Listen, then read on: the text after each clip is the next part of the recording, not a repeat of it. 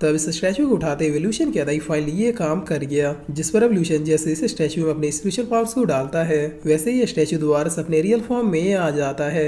मगर अब ये स्टैचू बिना किसी के ऊपर अटैक किए बस चुपचाप खड़ा था। तब ये देखकर लूशियन कहता है कि क्या ये मेरे ऑर्डर्स का वेट कर रहा है, यानी क्या मैं सचमुच में इसका लॉर्ड बन गया। जिस पर नाइनी जी कहती है कि देखा मेरा कमाल, अब मुझे इसके बदले में तुम 1 साल तक फ्री स्नैक्स खरीद दोगे। तब लूशियन भी खुश होते हुए कहता है कि नो प्रॉब्लम, इतनी बड़ी चीज के लिए छोटे मोटे स्नैक्स कोई भी मायने नहीं रखते।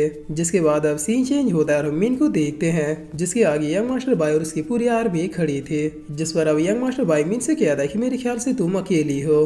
तब लूशियन पीछे से आते हुए कहता है कि नहीं नहीं मैं भी इसके साथ हूँ। जिस पर अब लूशियन को देख यंग मास्टर बाय कहता है कि अच्छा तो तुम अभी तक नहीं मरे। तब लूशियन भी इसके मजे लेते हुए कहता है कि यंग मास्टर बाय तुम्हारा नया कॉलर वाकई में काफी प्रीटी है, कहाँ से खरीदे, क्या मेरे लिए भी एक खरीद दोगे। जिसे सुनते ही यंग मास्टर बाय बहुत ही गुस्से में कहता है कि इसे कैप्चर कर लो। मगर इस ऑर्डर के बावजूद भी यहाँ पे मौजूद कोई भी पर्सन कुछ भी रिस्पॉन्स नहीं देता है। जिस पर यंग मास्टर बाय बहुत ही गुस्से में इस ओल्ड मैन को दबोचते हुए कहता है कि आखिर तुम लोग मेरे ग्रैंडफादर से किस बात के पैसे लेते हो, मुझे आज किसी भी हालत में इस लड़के को खत्म होते हुए देखना है। तब ये सुन के ओल्ड मैन अब आगे आ जाता है। जिसे देखते हुए मीन कहती है कि लूशियन अगर हम दोनों भी अपनी पावर से मिला दे तो फिर भी इस ओल्ड मैन को डिफीट नहीं कर सकते, मगर जब तक सिस्टर जून ना आ जाए तब तक हमें इससे फाइट तो करनी ही होगी। तब लूशियन कहता है कि आप पीछे हो जाइए, इसे मैं संभालता हूँ। जिस पर अब ये ओल्ड मैन कहता है कि बच्चे पिछली बार तो तुम बच गए थे, लेकिन अफसोस इस बार ना तो कहीं छिपने की जगह है और ना ही कहीं भागने की। और इतना क्या कि ये ओल्ड मैन फिर से अपने स्पेयर को अपेयर कर लेता है। जिसके बाद ये ओल्ड मैन सीधे अपने एक बहुत ही पावरफुल अटैक के साथ लूशियन को मारने के लिए बढ़ जाता है। तब लूशियन भी अपने एक स्पेल को क्रिएट करते हुए इसके इस अटैक को डॉच कर लेता है। मगर इस ओल्ड मैन के अटैक इम्पैक्ट की वजह से लूशियन का ये स्पेल भी डिस्ट्रॉय हो जाता है। तब खुद को बचाने के लिए लूशियन तुरंत ही अपने सीक्रेट टेंपल का यूज करता है। जिसे देखते हुए ये ओल्ड मैन कहता है कि बच्चे ये ट्रिक तो अब पुरानी हो चुकी है। और इतना क्या कि ओल्ड मैन बहुत ही फास्टली घूमते हुए अब सीधे लूशियन के पीछे आ जाता है। जिसे देख के लूशियन अब बहुत ही शॉक हो जाता है। तब मीन अपनी पावर से लूशियन को बचाने की कोशिश करती है, मगर उससे पहले ही ओल्ड मैन अपने शैडो क्लो से लूशियन को मारने के लिए बढ़ जाता है। तब ये देखकर नाइन सीधे से स्टैचू को ऑर्डर देती है कि उसके अटैक को ब्लॉक करो।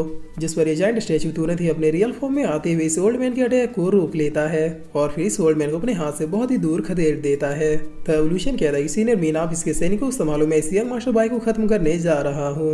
और ये कहकर लूशियन सीधे इस यंग मास्टर बाय को खत्म करने के लिए बढ़ जाता है। तब ये देखकर यंग मास्टर बाय बहुत ही डरते हुए कहता है कि अरे कोई तो इसे रोको। मगर इसके इतना कहते कहते लूशियन इसे खत्म करने के लिए इसके बहुत ही करीब आ जाता है। लेकिन इससे पहले कि लूशियन इसे खत्म करता कोई पावरफुल अटैक बीच में आके लूशियन को ऐसा करने से रोक लेता है। तब लूशियन अब साइड में आके हंसते हुए कहता है कि वो तो बाय सिटी के लॉर्ड भी यहाँ पे पहुंच चुके हैं। जिस पर अब लूशियन कितना कहते ही हम देखते हैं कि यहाँ पे यंग मास्टर बाय के ग्रैंडफादर भी आ जाते हैं, जो अब लूशियन से कहते हैं कि बच्चे तुम्हारी नॉलेज तो कमाल की है। तब लूशियन कहता है कि क्या आप एक सिटी के लॉर्ड होकर एक बच्चे को मारेंगे, मेरे ख्याल से आपके रेपुटेशन के लिए ठीक नहीं होगा। जिस पर ये एल्डर अपने रेपुटेशन और डिसिप्लिन को बनाए रखना चाहिए, वरना आने वाली जनरेशन इससे क्या ही सीखेंगे। तब मिस जून को देख के ये एल्डर अपने मन में कहता है कि मैंने एक्सपेक्ट नहीं किया था कि इसकी स्ट्रेंथ इतनी ज्यादा ग्रो हो जाएगी। खैर अभी के लिए मुझे इस झमेले में नहीं पड़ना चाहिए। और यही सोचते हुए एल्डर मिस जून से कहता है कि मुझे कुछ काम है, इसलिए मुझे अब यहाँ से निकलना होगा।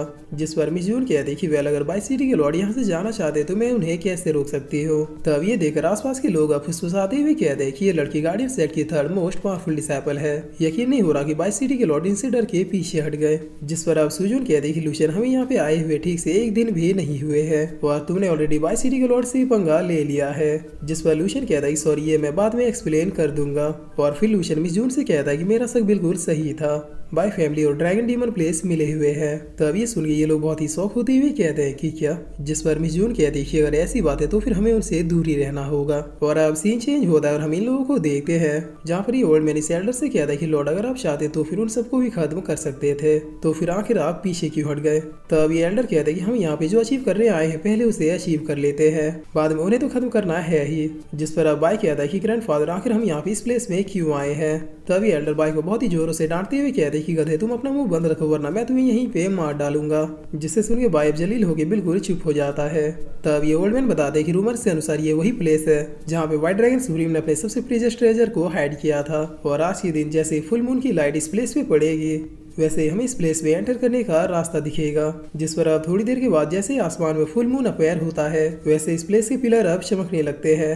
तब ये देखकर सीनियर जाओ कहते हैं कि इसका मतलब रूमर्स बिल्कुल सही था वाकई में प्लेस व्हाइट ड्रैगन सुप्रीम का होली प्लेस है, जिस पर अब इस प्लेस पे चारों ओर किसी टाइप की एनर्जी फैलने लगती है और फिर इस प्लेस से चारों ओर एक प्रोटेक्टिव सील्ड बैरियर बन जाता है, जिसे देखते हुए लूशियन कहता है कि क्या ये इस प्लेस की सिक्योरिटी है। तब मिस जून कहती है कि लगता है व्हाइट ड्रैगन सुप्रीम ने इस प्लेस को बुरे लोगों से बचाने के लिए इस प्रोटेक्टिव शील्ड को क्रिएट किया है, जिस पर अब इस शील्ड को देखते हुए ये एल्डर कहते हैं कि इस शील्ड को लगा के व्हाइट ड्रैगन सुप्रीम को लगता है कि वो हमसे अपना खजाना छुपा लेंगे, लेकिन उन्हें नहीं पता कि इसे तोड़ना मेरे बाएं हाथ का खेल है। और ये कहकर ये एल्डर अब अपने पावर्स को क्रिएट करता हुआ अपने लोगों के साथ इस शील्ड के ऊपर अटैक करता है, जिसकी वजह से अब इस शील्ड के भीतर व्हाइट ड्रैगन सुप्रीम का अपीयरेंस अपीयर होने लगता है, जिसे देखकर लोग अब बहुत ही शौक होते हुए कहते हैं कि क्या ये व्हाइट ड्रैगन सुप्रीम है, जिस पर अब सच में यहाँ पे व्हाइट ड्रैगन सुप्रीम अपीयर हो जाते हैं, जिसे देखकर लूशियन बहुत ही शौक होते हुए कहता है कि लेकिन ये तो इम्पॉसिबल है। और अब व्हाइट ड्रैगन सुप्रीम भी अपनी पावर से बाय फैमिली वालों के ऊपर अटैक करते हैं, जिसे डॉज करते हुए एल्डर कहते हैं कि व्हाइट ड्रैगन सुप्रीम तुम हमें पनिश नहीं कर सकते। तब व्हाइट ड्रैगन सुप्रीम कहता है कि अच्छा तो तुम डीमन पैलेस से हो, जिस पर ये एल्डर कहते हैं कि व्हाइट ड्रैगन सुप्रीम तुमने डीमन पैलेस से गद्दारी की, जिसकी वजह से तुम्हारा खात्मा हो गया, इसीलिए चुपचाप उन सारे ट्रेजर्स को हमें दे दो जो तुमने डीमन पैलेस से छुपाए हैं। तब व्हाइट ड्रैगन सुप्रीम कहते हैं कि अगर ऐसी बात है तो फिर तुम कोशिश क्यों नहीं करते, जिसे सुनते ये एल्डर अब किसी टाइप के मैजिक वेपन का यूज करते हुए इसे अपनी हथेली पे ही फोड़ देते हैं। तब ऐसा होते इसमें से एक एनर्जी निकलती है जो सीधे आसमान की ओर चली जाती है और आसमान में जाके एनर्जी एक पर्सन का रूप ले लेती है। तब इस पर्सन को देखकर मिस जून बहुत ही शौक होती हुई कहती है कि ये तो डीमन सुप्रीम हाई लॉन्ग है, मैंने एक्सपेक्ट नहीं किया था कि इस ओल्ड मैन के पास इस डीमन सुप्रीम का स्पिरिचुअल अवतार होगा। और फिर इसी के साथ ये एपिसोड यहीं पे खत्म होता है।